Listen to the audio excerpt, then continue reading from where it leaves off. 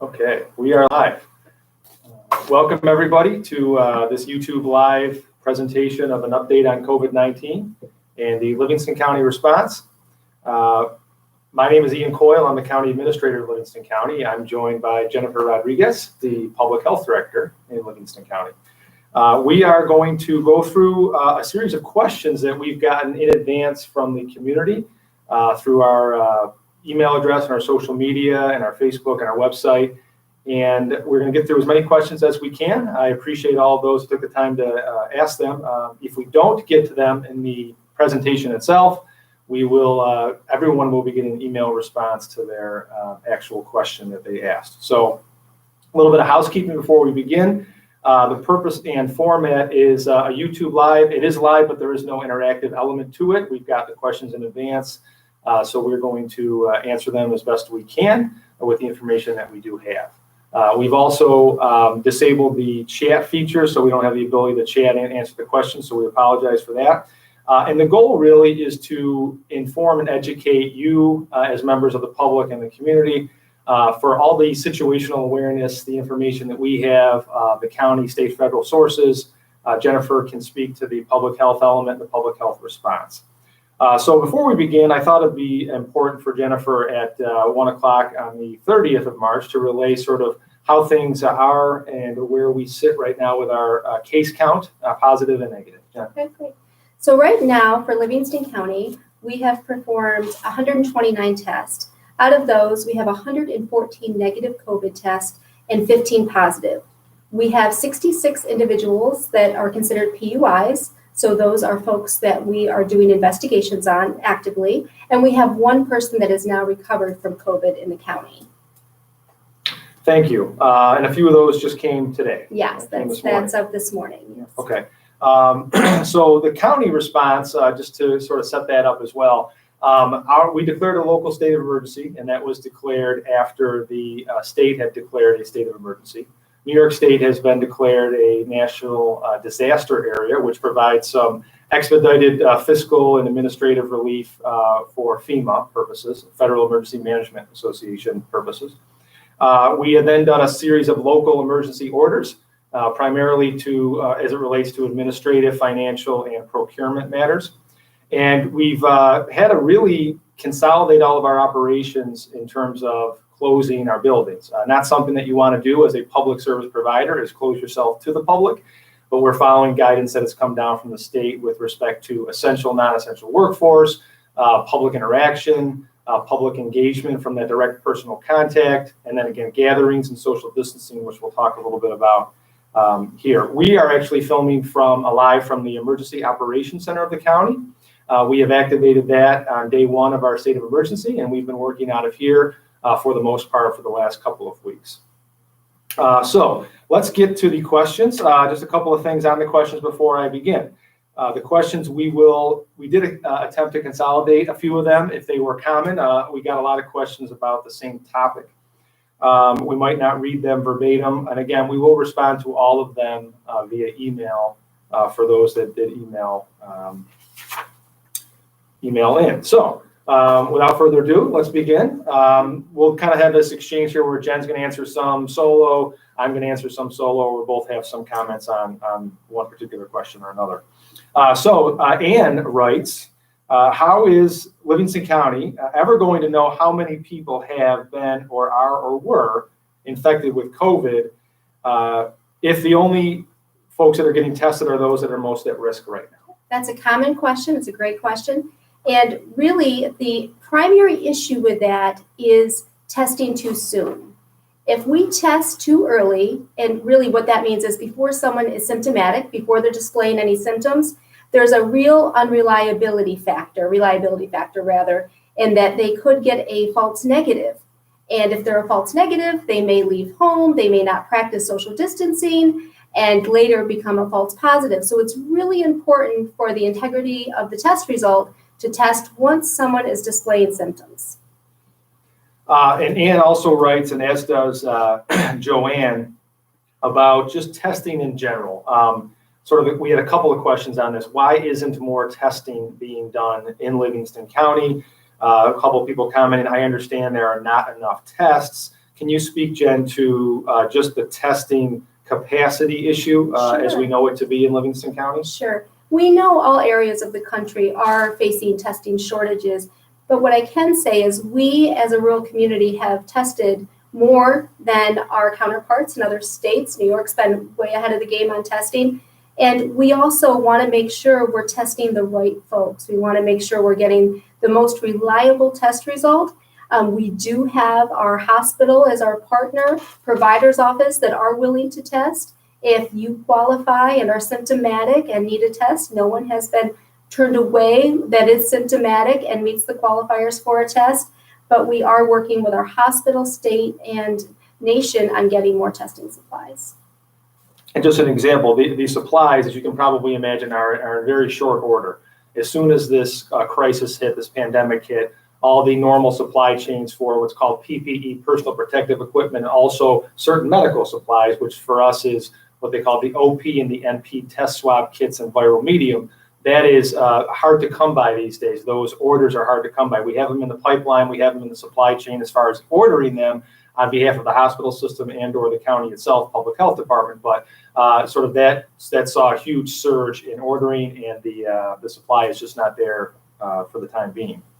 Joanne also writes, can you talk to us a little bit about the antibodies? And there's been some news about antibody testing and what impact that could have on helping out with the control of the virus spread. Right. Antibody testing right now is still in its infancy. The governor is very supportive, the New York State governor is very supportive of this initiative, and we are vigilant in our protocols with the state and CDC guidelines. So as that evolves, we'll be able to offer that more in our community, and we keep a really close pulse on that. Thank you. Sarah writes that I'm taking the warning seriously, but others are not. And how, when we have the governor saying social distancing is not a suggestion, it's something we want and expect and mandate people to do, is it in fact the case that social distancing and gatherings of any size are prohibited? So social distancing is mandated, gatherings of any size are prohibited. And yes, that is across the state, the directives from the governor's executive orders in New York State for social distancing to be employed. And that is a distance of 6 feet at any one point in time, but also gatherings of any size. At first, there was some initial guidance that came down the pike as far as limitations on buildings occupancy upon essential workers. But as this thing unfolded and as it grew and evolved into a larger case spread, the governor, as he talked about the valve, so he kind of closed the valve entirely. So when you talk about social gatherings and gatherings of any number, that is now prohibited, and they shall not happen was exactly the verbiage of the order. So again, our point is that's across the state. That's not specific to Livingston County. But we ask those that are watching in Livingston County, all of our residents, our great community, to do your part in trying to control the spread of this and follow the guidance, directives, and mandates that are out there. So thank you for that question. Sarah also writes, I see children, families, parents in the parks. It's great to see people for mental health purposes and physical health purposes are getting out still. But in some ways, in some cases, it can seem to defy social distancing. So my question is, since the county declared a state of emergency, does that emergency include all villages and towns within the county? Well, yes, it does. So it's a county-wide state of emergency. First of all, it was a statewide state of emergency. And both of those directives or orders include some kind of sub-guidance or sub-orders. And one of them is about social distancing and gathering from the state of New York. And how does that impact public spaces such as parks? Should they remain open? Well, the operators of the parks are those that will control, but for any overarching state guidance to come down that says close them outright, those operators of the park, whether they be village government, town government, county government, state government, will be the ones making that call for the time being. Right now, parks are not outright closed. Some are and some aren't. For example, in Livingston County, we have the fantastic Al Lorenz Park in Mount Morris. That park is our only park in our county park system. That is open. However, we do realize there's been some congregation there. There's been some gatherings there. So we do have, local law enforcement. We do have, our central service staff who goes around and tells people to please comply with the orders, kind of disperse and what have you. But it is open for those solitary walks, those family individuals, spouses, those walks. But anything beyond that level is prohibited and should not happen at these places of kind of public gathering.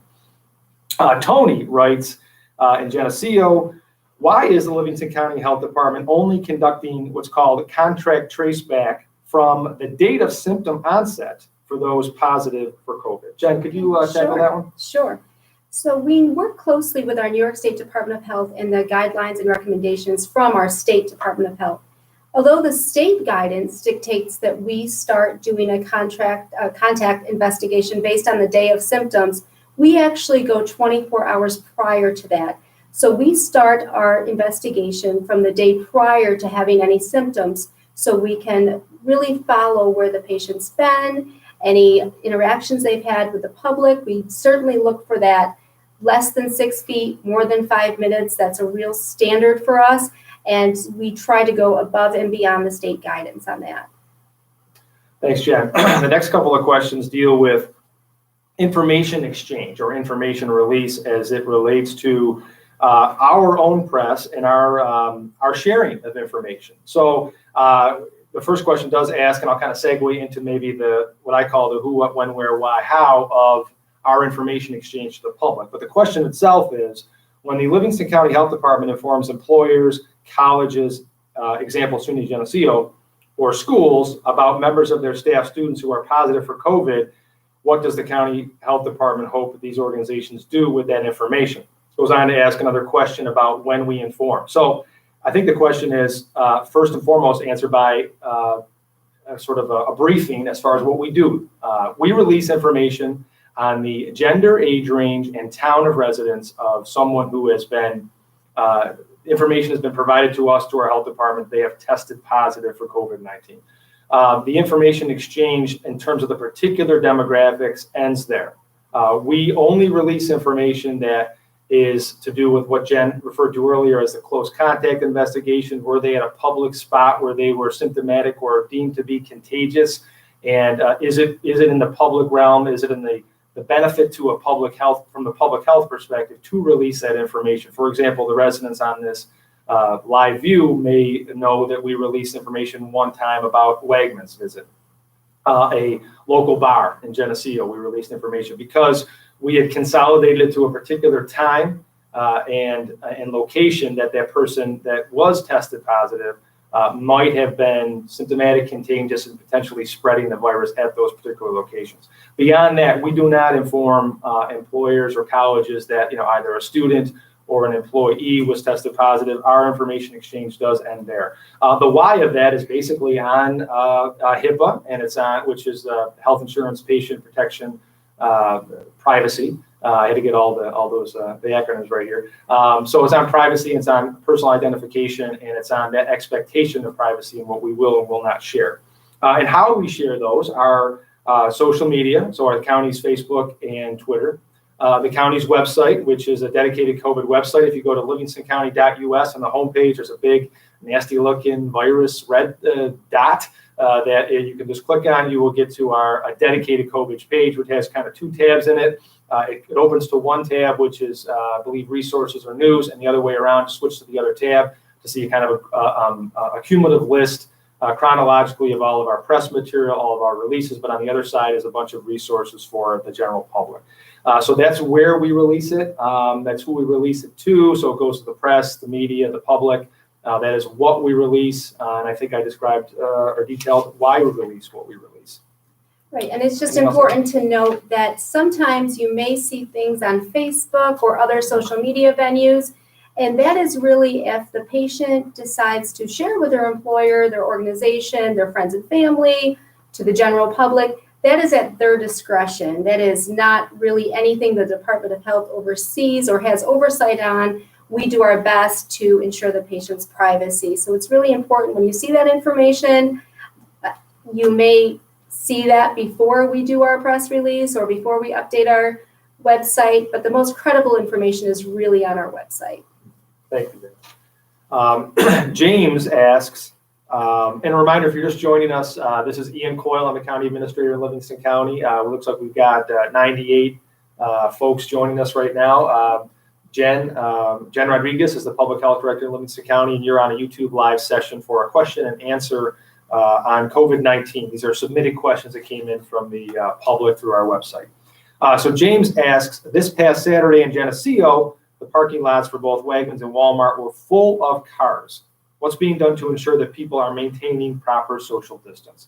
Well, a lot of questions come up on the grocery stores, and in particular, essential, non-essential, who can stay open, who can't stay open, what are their hours, what is their protocol? So for us, we are following the state guidance as it relates to this. I'm not passing the buck on it. I'm just saying that across the state has guidance relative to who can be open, who can't, and any protocols around their being open and what their business looks like while they are open during this crisis and during this pandemic.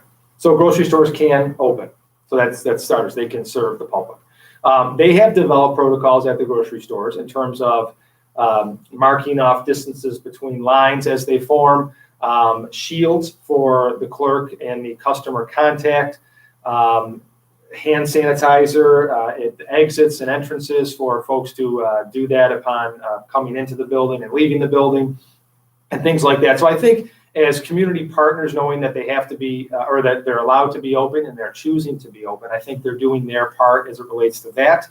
But do remember that adherence and compliance yourself as a customer or a consumer at those locations is critically important as well. So maintaining that social distance, not gathering in spots, not gathering in groups, and kind of being proactive as it relates to kind of your own health. There's a comment that we make here that COVID doesn't move on its own. So you have to have that kind of prolonged, not for 5 minutes, I guess, right? But 5 minutes worth of exposure kind of in that 6 feet radius of someone. So we want to discourage folks from doing any of that, regardless of where you are. But we do have a lot of questions coming in this, and I will say that I have asked the governor's office in a note this morning as we got these questions coming in for additional guidance on this that we will post to our website once received. Jen, do you want to talk anything more about that one? No, we really just want, and we're really thankful for the community's help. Our business partners, our stores have set up the protocols, as Ian mentioned, but also everyone do their part. Try to go to the store only when it's essential. Nothing wrong with going outside for solo activity, but when you see the store parking lot full, maybe pick a better time to go or a different time to go in order to reduce the amount of traffic, and also in and out. Really, really good to use self-checkout when possible, and to limit your time in the store, because limiting your time is limiting exposure. We know that this is community acquired. We know that it's in our community. We anticipate there's more positives than we have accounted for currently. So we want people to take the best precautions so we can keep our community safe. Thank you, Jen. Allison asks, do we have projections perhaps at the county and or regional level, maybe the GLOW region, Geneseo, Livingston, Orleans, and Wyoming, similar to New York State, on when we expect the apex of cases? The short answer is we do not have anything formal. What we have are essentially best guesses based on what the state as a whole is projecting at this point in time in terms of when the apex should hit the state. As you all know from following this situation, New York is the epicenter. As a state, New York City is the middle of that epicenter. So as the cases, as the governor relayed, I think yesterday in his briefing, as the case count increases in New York City, that's sort of the start of the wave of just New York and the region, and areas like the middle part of the country that's often cited by the president as not having a lot of cases. Most epidemiologists forecast that those states will then start to get the hit. As you saw the last week or so, it's Detroit, it's Chicago, it's New Orleans. So they're starting to see sort of that spread. But so our best guess really is just that. It's based on the governor's best guess, and the apex, sort of the cresting of that spread increase as it goes like this, is expected anywhere in his mind. It's the governor's position in 2 to 3 weeks. So he said that within the last week. So if you figure that's around 2 weeks or so, that's a moving target. I don't want anybody to necessarily quote the county on that one, so to speak. But we should expect that the New York City case apex is in a couple of weeks. What would ours be after that? So we're a little bit behind in terms of getting the cases and having them grow exponentially on a doubling every X amount of days in Livingston County like it's been in other counties. Anything on that one before I move on to the next one, Jen? Okay. Covered it. Do we know the breakout of negative tests? As we said earlier, probably 90% of the tests that we get back are negative. Do we know the breakout of negative tests between people who are experiencing symptoms and tested negative versus asymptomatic people who were tested and found to be negative? Jen, could you comment on that? Sure. So we don't. And to talk a little bit about why we don't is that we don't know who is symptomatic or non-symptomatic when they get their test. Anyone can go to their healthcare provider, they can go to the hospital, sometimes they go to Monroe County to a hospital, to a clinic for testing, and we only know how many tests are pending and when we get the results. So while we believe most people would be symptomatic in order to qualify for testing, we do not differentiate that. We don't have the data to do that at this time. Thank you, Jen. Another question from Allison. Do we have a sense if non-essential construction projects have complied with the revised executive order to shut down? It appears that maybe anecdotally that they have been slow to comply. Generally, we are seeing compliance as it comes to us from kind of the situational level, on the ground level, from the villages, code enforcement officers, and the town supervisors. Generally, we're seeing that non-essential construction projects, as the recent guidance has come out, are generally complying with the order. Again, what's our role in that? I think the segue into what's our role in that. Well, the last thing in the world we want to do is be, the policing entity for a construction worker who doesn't know if they're essential or not essential. So let me tell you what our role is going to be. We've got a release coming today, in fact, because of all the questions we're getting on grocery stores and gatherings and public spots and non-essential versus essential and who should be working and who shouldn't be working. We've got a release coming out that speaks to that, and all of us doing our part, all of us following the guidance, all of us adhering to it, and again, complying with the directives that are out there, and talking from a local code, local law enforcement, and county environmental health, or just general county, sort of our role in the enforcement of that. And it is a very gray area, I think we can all agree, because the state will issue guidance and then issue something afterwards that sometimes clarifies it in writing. So we will have to enforce if we have to. I think that goes without saying. We do enforce directives and guidelines that come down from the state, regulations, promulgations, edicts, executive orders, whatever they may be called. We will enforce them if we have to.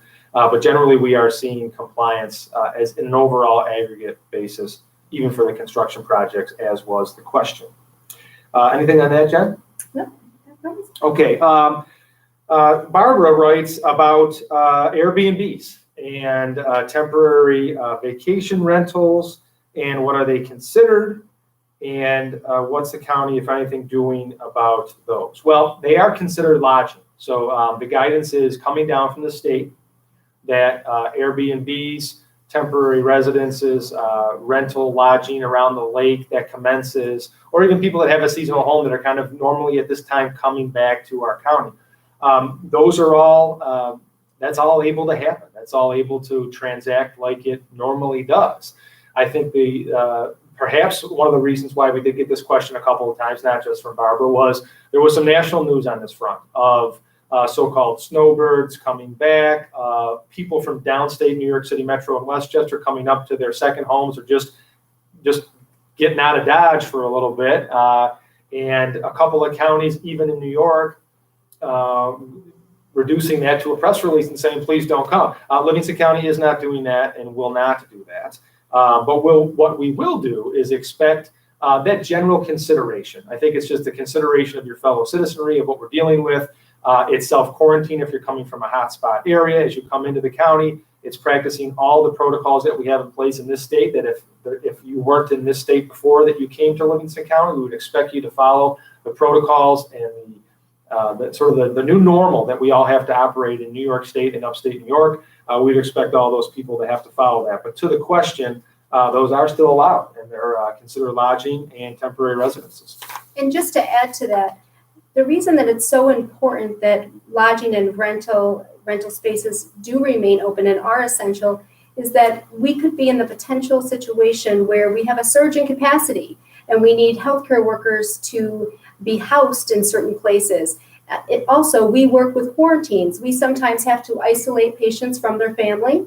The patient may remain in their home, but their family may need lodging. So those are things that we want to make sure are essential so that we can meet the community needs. And there's also a question about some of the houses that people might rent that may be,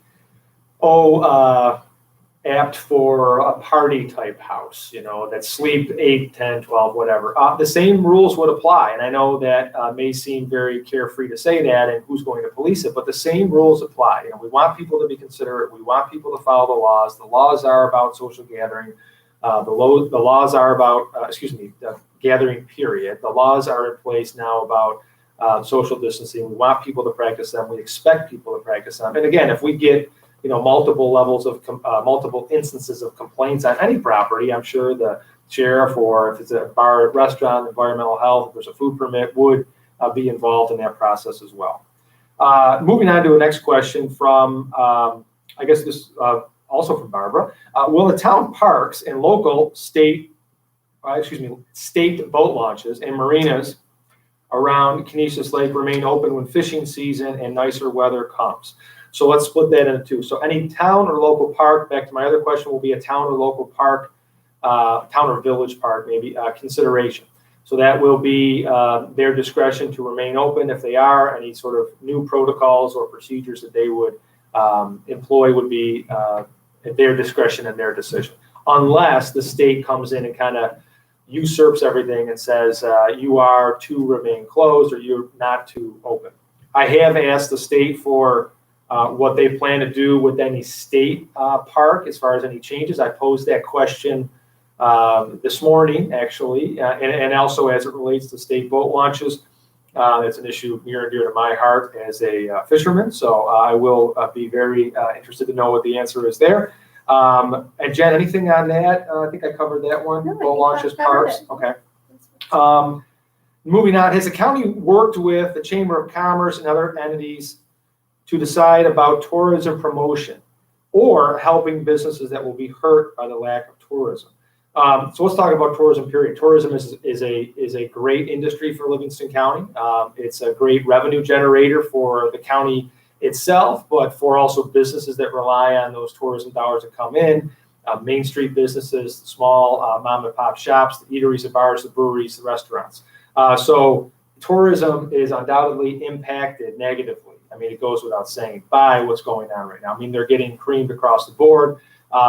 People are, as I mentioned earlier, people are discouraging tourism. We're not going that far to discourage tourism, but people are out there. We are not, but it just goes to show you no one would ever even think about doing that in a different environment. But what are we doing to promote tourism? Well, I think you start with what are your tourism-based industries and what are your industries and businesses that rely or get a lot of support from tourists or out-of-town visitors. That's small business. We're helping out small business with a dedicated resource kind of intense effort with the Chamber of Commerce, with our Livingston County Development Corporation, our Livingston County IDA. That involves our Main Street program. That involves hooking them up with the Small Business Development Center, the Small Business Administration, banks, financing, any other grant programs that are out there. A whole slew of things came out of this latest stimulus package that we hope to be a front and center piece on to help them out with the Chamber of Commerce. There's been webinars, there's been conference calls, there's been email updates, there's been phone conversations. So we're doing everything we can to help those industries that are impacted by what will be a tourism impact. But it's also the balance. New York is calling this a pause, New York pause. And the pause stands for P-A-U-S-E. It stands for various things, but it's essentially taking that pause. Social distancing, don't gather, don't travel if you don't have to, pretty much stay where you are, get some physical exercise if you have to, go to the grocery store on a limiting basis. Other than that, pretty much sit tight. That's a major impact for all these businesses. We do know that, but the balance has to be struck at this point in time. The government in the state of New York has tried to strike that balance with the moves that they've made. And again, undoubtedly, there will be an impact. We're here to help those businesses. I can't stress it and say it enough. We're here to help you. Whatever we can do, contact our office, Economic Development, Bill Bacon, Workforce Development, Brian Snyder, and we will be there to assist you in your time of need. Okay, moving on. Right now, it is thought that schools will be allowed to open April 15th. However, northern Livingston County has some COVID infection. Southern Livingston County remains what this person decides is clear. Will all schools in the county and the BOCES district open at the same time? Will it be determined by the county, school by school choice, made by the superintendent, made by the state? So let me just talk about the April 15th. That April 1st was the original time frame. They push it to the 15th. They're doing these 2-week interval looks, appraisals, assessments of kind of what the lay of the land is from the virus's spread, and is it a good idea to open schools? That will not likely be a county decision. It wasn't really a county decision for them to close. School superintendents got together and did it. BOCES as a whole, GVEP did it, sort of an en masse together, I think for continuity purposes.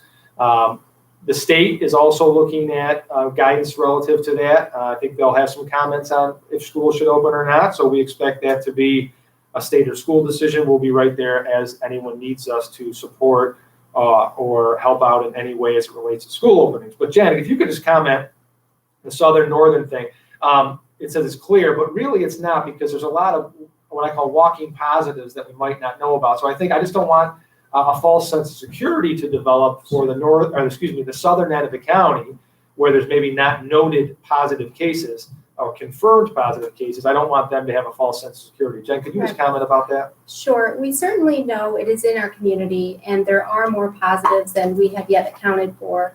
In the last several weeks, our testing numbers have doubled and really tripled. So as time goes on, we're able to have the capacity to do more testing, and we really have to be under the presumption that there are folks that are mobile, that are moving about the community, maybe with very mild symptoms, that could be transmitting the virus. So it's really important to note that there's probably no area that is really clear in Livingston County. We believe that we should consider it being everywhere at this point. Thank you, Jen. Another question from Jennifer. She asks, not our Jennifer, I'm very concerned to still see large gatherings at a local park and large gatherings of off-campus SUNY Geneseo students having college parties of upwards of 20 to 30 kids in the front yards. And obviously college kids do have parties, but the question is, can anything be done to police these gatherings? I mean, the answer is yes. The answer is there is an enforcement mechanism built into the executive orders that speak to gatherings of any size. It's very clear. The UPD, in this case, University Police Department, Geneseo Village Police Department, County Sheriff's Office, the last week or so as this stuff has come out, is very much an evolving set of topics. As this has come out, they have educated themselves on what's doable, not doable as it relates to gatherings. And they will enforce that. They will tell crowds to disperse and break up. And if not, back to one of my earlier points about gatherings in general, there will have to at some point be some enforcement to that, and that will be done by those enforcing entities. So I think we answered that one. Anything else on that from your front? Really just the importance of the messaging that because you're young and healthy, that does not mean that you cannot get COVID or transmit it. In fact, it could be more dangerous for a young person because they're likely to spread it because of their increased movement, increased presence at social gatherings, mass gatherings, parties. And we worry about the grandparents, we worry about the parents. And also we worry about those young folks that have any underlying health conditions that are medically fragile. We know in our county, more than 50% of our confirmed cases are younger. We in our county don't have the high number of older adults testing positive at this time. So we know it's important to reach all demographics. Great, thank you very much. Jennifer, a different Jennifer, asks, are we able to know if cases are linked? For example, do we know if SUNY Geneseo students that the college released information on were in contact with each other? Jen, can you talk about the spread and maybe case linkages and what we know or don't know? So, we keep saying that it is community acquired, and it's really important to denote that when we do our communicable disease investigations and close contact investigations, we also look at causal relationships. We look at points of contact, but really we can never positively confirm a point of contact. We may believe that there was probable cause for a relationship between cases, but no one will definitely know because people travel to Monroe County, people travel, around our county, and it's really difficult to 100% confirm that link. Thank you. I guess all I got to do with is Berkey, 'cause I don't have a first name here, so shout out to Berkey. Do you have any suggestions on how a family member, this is actually a great question, so I'm thankful for Berkey for asking it. Do you have any suggestions on how a family member should take care of another family member who is diagnosed with COVID-19, i.e., how to serve them meals? Should family pets be kept away from them? So, Jen, if you could comment on that. Sure. So we know isolation can be difficult, especially when you are dealing with a loved one, and sometimes you have to compromise that in order to meet essential needs.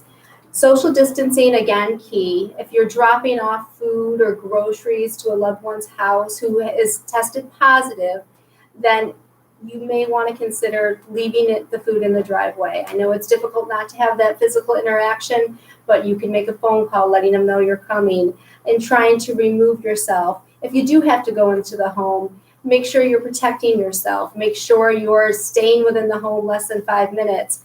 And if you live together and there's not a way to isolate you, do not have communal dining, do not share dishes, make sure you're preparing your meals individually if possible. So really limiting the contact, regular hand washing, and while there's very little information on pets right now, we do prefer that you isolate your pets if possible, have a loved one perhaps take care of them for you, but really essential contact would be food delivery and minimal contact at best.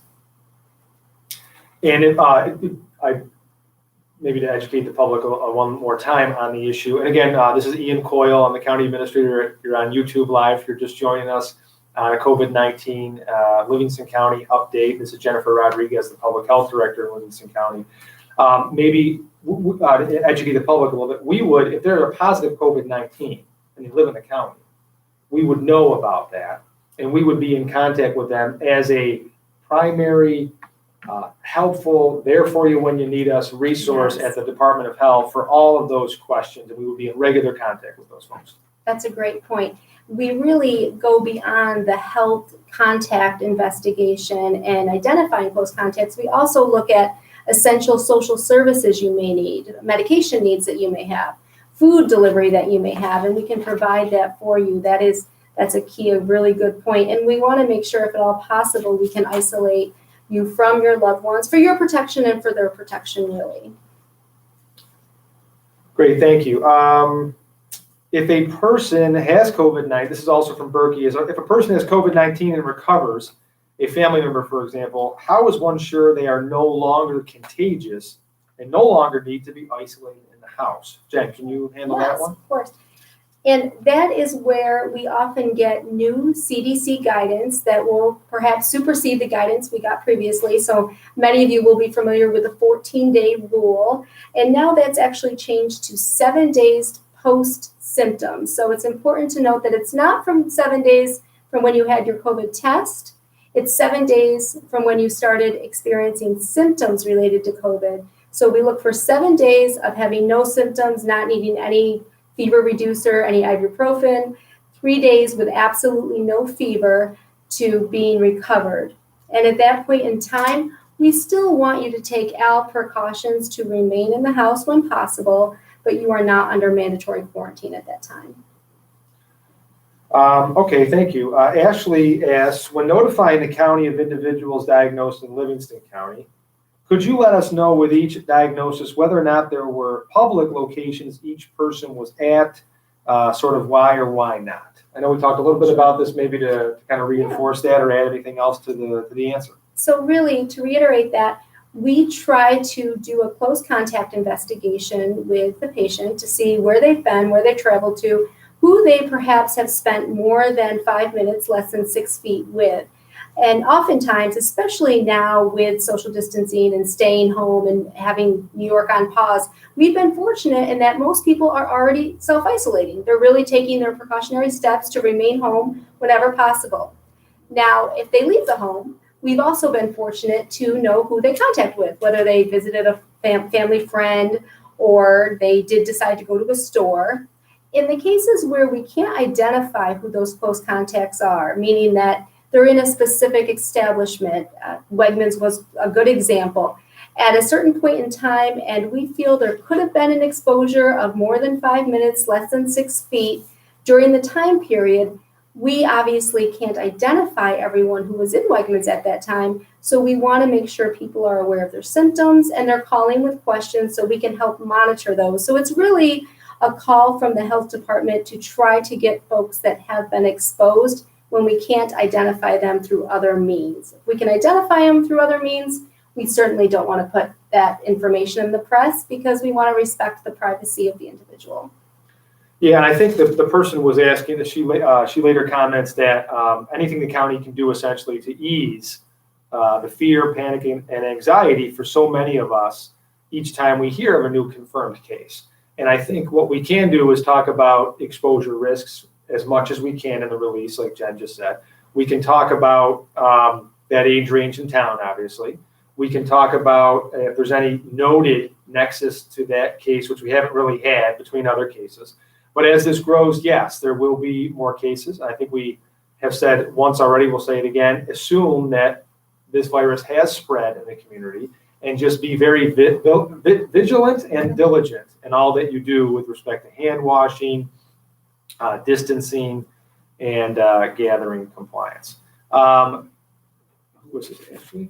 Okay, Ashley also asked, where's the first place we can be notified of this information?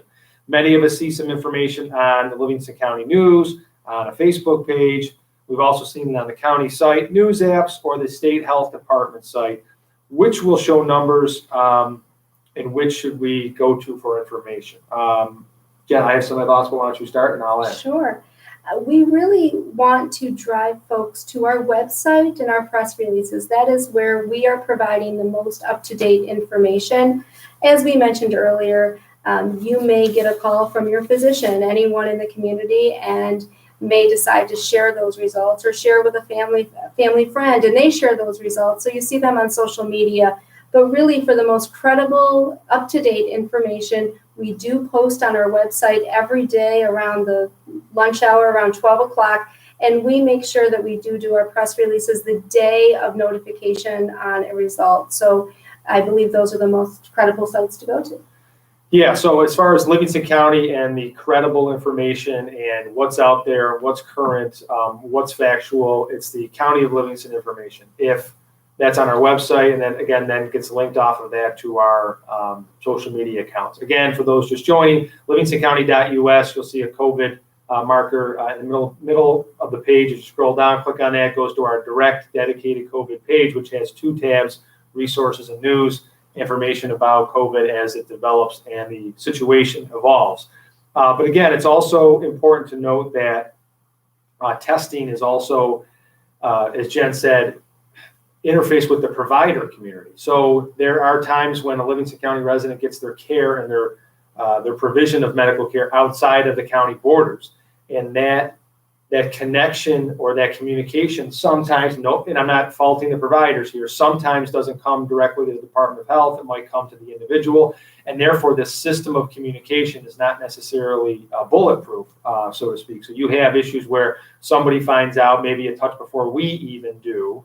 Very rarely, but it does happen. And I just want to be very transparent about that. That does happen. If that individual in question were to then go to community members and of their own volition and their own reasoning, relay that to other people or post on social media that they are COVID, warn people, whatever you want to call it, nothing we can do about that, cannot control that, and we do know that happens. If we truly feel we have symptoms, including fever, and know we have indirect contact with someone who's had it, what number do we contact for questions and possible testing? Jen? Sure. We really want people to call their healthcare provider. If you're having symptoms of COVID or symptoms of feeling ill in general and they're not manageable at home, especially a fever, a dry cough, trouble breathing. Obviously, if you have trouble breathing, we want you to call 911. But if you are otherwise feeling quite ill, we want you to call your healthcare provider to determine whether or not you can get a test. You can really get a test at any provider's office. You can also get a test at urgent care, the local hospital. There's several testing sites in Monroe County if you want to travel north. But certainly calling your provider first. Your provider knows your history, your medical history, and your any current diagnoses that you may have. So we really want you to reach out to them to seek guidance. If you have general questions about COVID, maybe you're not sick, but you know somebody, which is also a point of clarification, you know somebody who you believe was exposed because they had a test. Call the health department. You can call us for guidance. And we're open 7 days a week, but it's important to note that a test doesn't mean a positive result. In fact, 90% of our cases in the county are negative. So you may know someone who has been tested. You'll likely know someone who's been tested, especially in the next coming weeks and months. And that doesn't mean that they have positive COVID. It means they were tested. So it's important to remember that because you will probably see more and more people tested in the community. Thanks, Jen. A quick one for a quick question somebody had. What determines who gets a test determined? Sure. It really depends on a few qualifiers, and again, this could vary from provider office to provider office. Medical providers can issue a test to anyone they deem needs one. Same with hospitals or drop-in testing sites. But really, one of the top indicators we look for is a fever. A temperature of over 100.4. We also look for a primary dry cough and any trouble with respiratory symptoms, any struggles breathing after eating or drinking, and then aching muscles, feeling like you're really, really tired. You've just had everything knocked out of you. A lot of people will say they felt like they've been hit by a truck, something that has really kept you home and kept you not feeling well. We want you certainly to consider having a test at that time, and I believe you would be ordered a test with those symptoms. Thank you. Grace asks, given that many people are still working in very close proximity to one another, i.e. in restaurants and stores and other businesses, what precautions are being taken to keep those workers safe and also the people that are going in those businesses? Well, we did address this a little bit in terms of the grocery store element. So are they called face shields or, so those guards, those shields at the point of transaction, the spacing, kind of the marked spacing distance between folks, hand sanitizer, the locations, entrance and exits. So they are doing some things as it relates to that at the store level. They are practicing social distancing. Patrons of those establishments are encouraged to practice social distancing when they're at those places. And again, but we need the business help on that. I think businesses have stepped up. This has been a huge, I can't even imagine hit to business enterprises across this county, small and big. I can't even imagine the hit. It's a big hit. We're doing everything we can to try to help them out of this mess. For those that are remaining open, I realize that it's this new normal you have to operate in. And there's not many places open. You are open, so you're likely going to get maybe a touch more commerce than you were getting before. Transactions, Wegmans, Surefine, Tops, Walmart. So we need the business help in that regard, and I think they are stepping up as they can. Could they do more? Yes, I believe that they probably could. Is there more guidance coming? I mentioned this earlier. I've asked the state for any more guidance they may have on, in particular, the number count of folks that are in the building at one point in time, and how do they really govern any sort of social distancing and gathering count once they're inside the facility. And when someone from a restaurant, say, becomes ill, they're not asking about the virus, but let's assume that they are. So when someone from a restaurant worker gets COVID-19, what type of communication would be released to the public in that instance?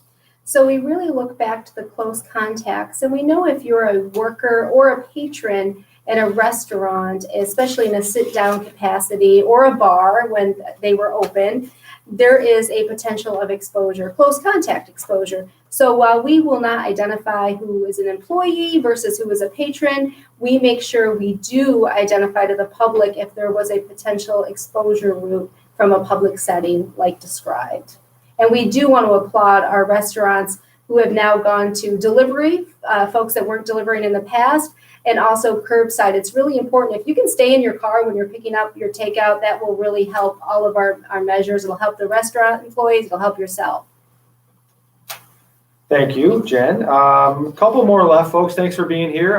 We still got 94 folks here. I appreciate that. A reminder, Ian Coyle, Livingston County Administrator, you're watching YouTube Live, a presentation of previously submitted questions to our info at email address. Jennifer Rodriguez, the Public Health Director, joins me.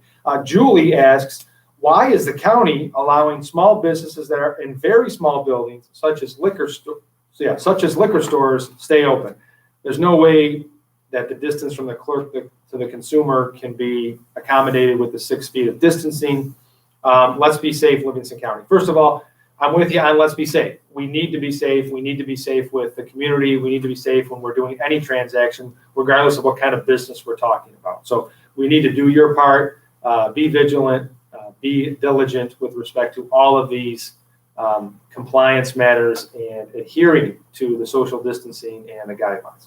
That being said, we get this question, why is a liquor store essential and why isn't a small kind of mom and pop style construction business or retail business non-essential?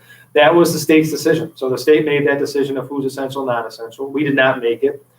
They made it and they determined who stays open. So the ones that do stay open and can stay open, we just need them, like I mentioned, the grocery stores, like we've talked about before, even gas stations or Walmart. We want everybody to basically follow the rules and be considerate. And I do realize that the distance could be an issue in some of those smaller stores. They are to be open. They should adhere to this new normal and make accommodations to be able to practice that social distancing. Jan, a question comes up a lot. The flu versus COVID-19. What's the difference? All right, well, let's start with the symptoms. We know with COVID, we're looking at fever, dry cough, trouble, respiratory illness, trouble breathing. And with the flu, you may get a sore throat, fatigue, headache, chills. So there's some difference in symptoms.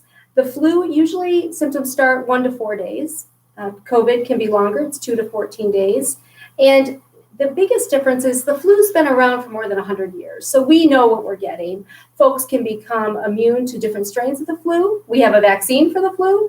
And COVID is infectious, new, emerging, and fast. The flu is a one-to-one contact, meaning if you have the flu, you can likely infect one person in your household or someone that you have close contact with. With COVID, it's 1 to 2.2.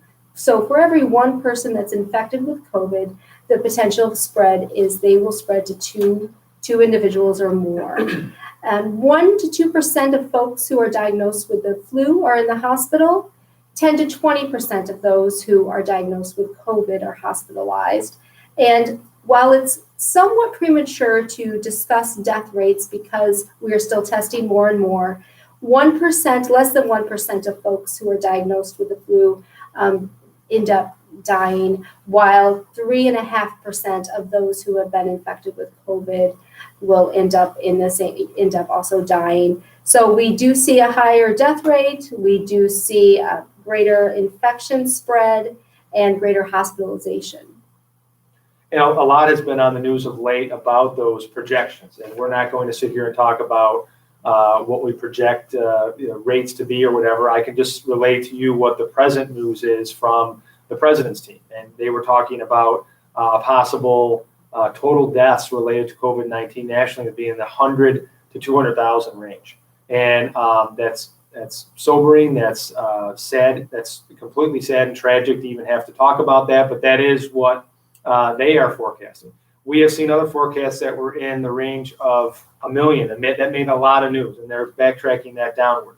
But no matter what, it's going to be much, much more than the common flu kills at this point in time. And obviously that's a combination of those factors Jen relayed, but this is not a time to be cavalier or carefree about your health as it relates to COVID-19. You can get it, young or old, healthy or not healthy, you can get it. It's in the community, it's spreading, and we want you to be aware of that. Just a couple of more questions. Thank you for being with us. Ian Coyle, Jen Rodriguez, Livingston County, talking about COVID-19. Rick had our question that came in kind of at the wire here. Rick said, Deborah Birx recently announced that who's on Trump's COVID response team, Dr. Deborah Birx, I think I'm saying that correctly. Rural areas should now prepare. And I think, so the question is, we're rural in nature in Livingston County, and how are we preparing? Well, you should know and be cognizant of the fact that we have been preparing. We are prepared for, no one's really prepared for something of this nature, but you prepare for worst case type scenarios as they are coming your way, as information is being exchanged that would lead you to believe that there's going to be pandemic level, public health crisis level situations happening in your county.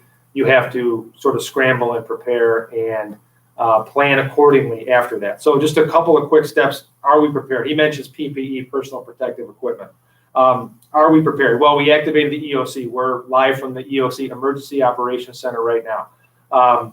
We closed our operations, the county jail visitation right away, our Garden of Life Adult Day Center, our senior congregate meal sites, and probably the hardest one to do, our nursing home. We had to close to visitation. The state later closed outright all visitation at nursing homes, but we had closed our public visitation. New standards for staff, new standards for contractors that are in there, pharmacy and dietary.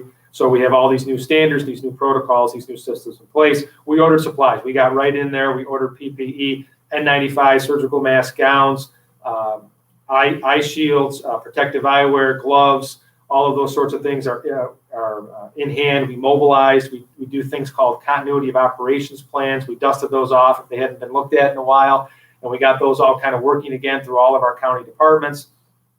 We have new standards, just the emergency medical staff, emergency medical services staff that are going to treat a patient, the law enforcement staff that are going to, at the sheriff's office, who are going to approach a situation. That all has to be trained and reinforced at daily briefings and daily reviews.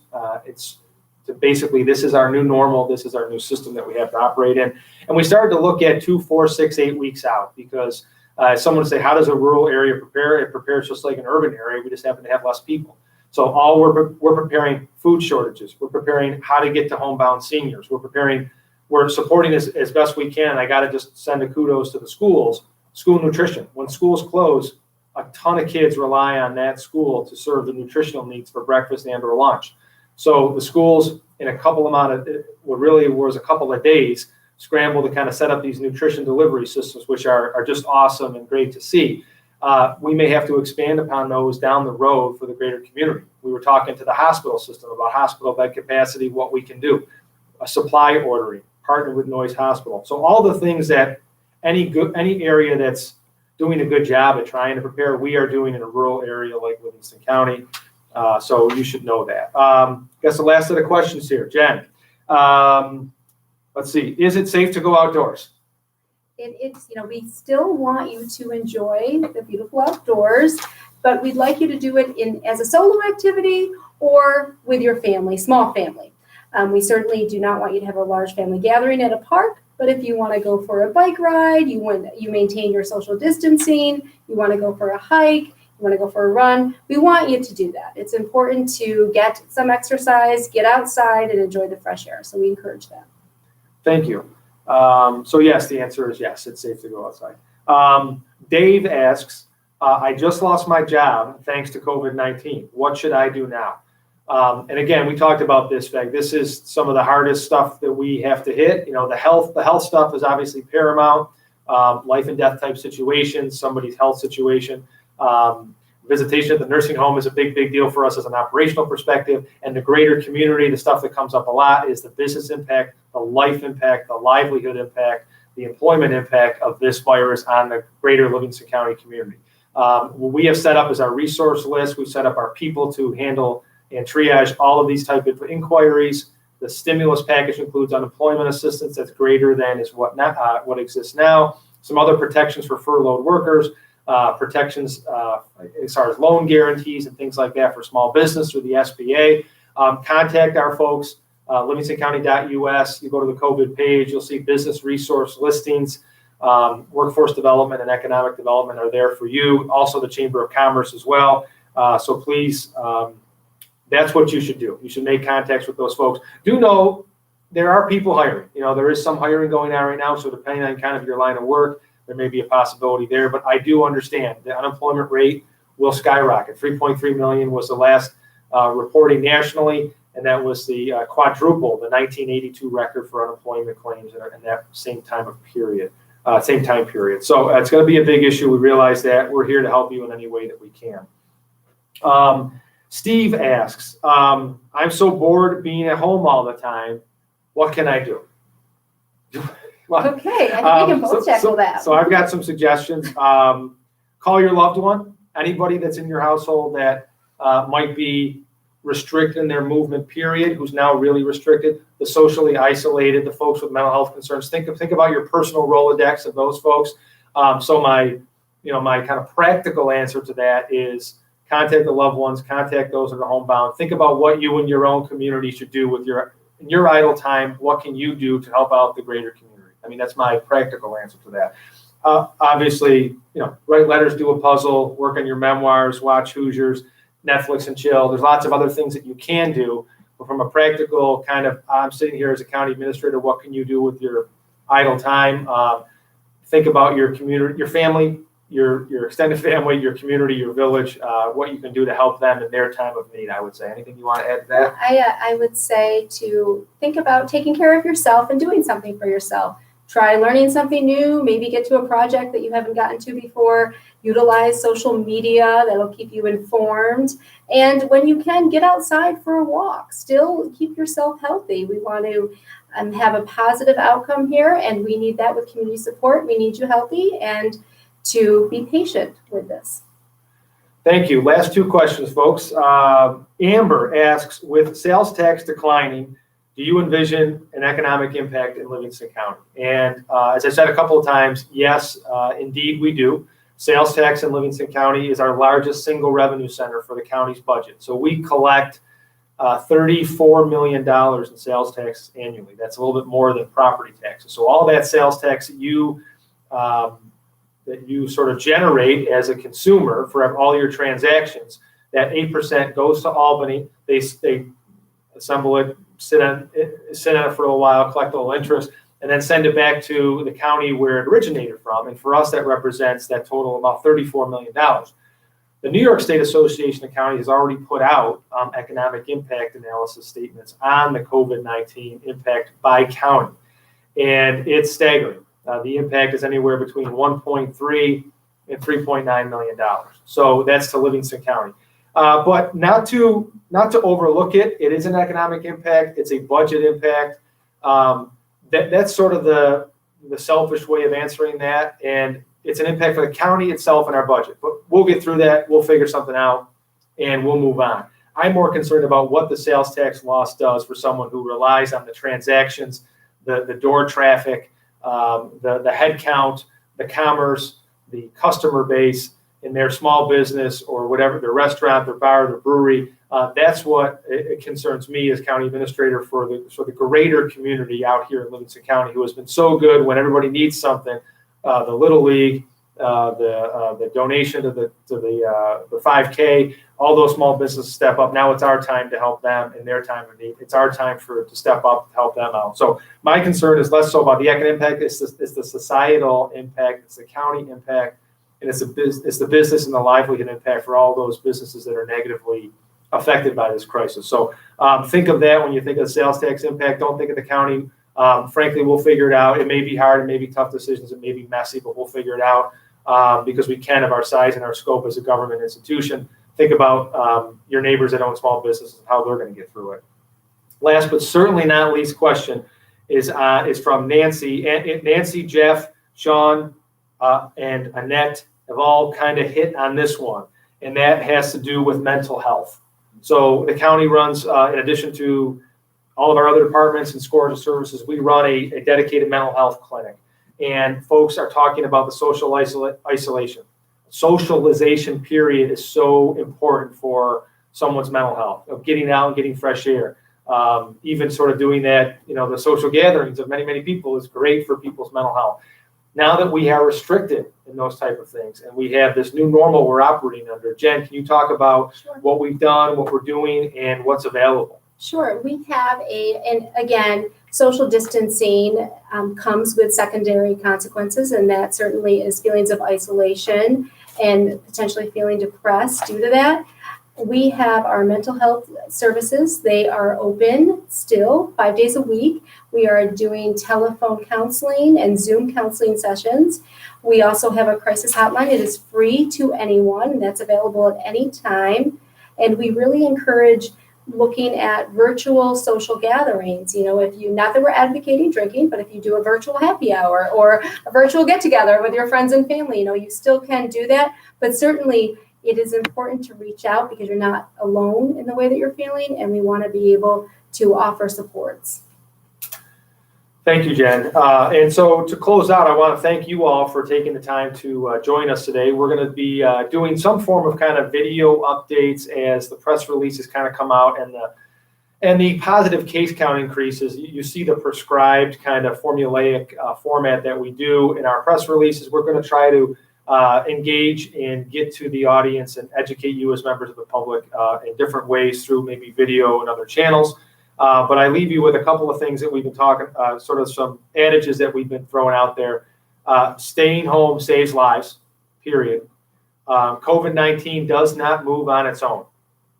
And we encourage you all to follow any guidance that comes out there from any public entities, federal, state, and local, county, and stay positive, stay strong, and stay healthy. We're here to help you. Let us know what we can do. And again, thank you for joining us. Thank you.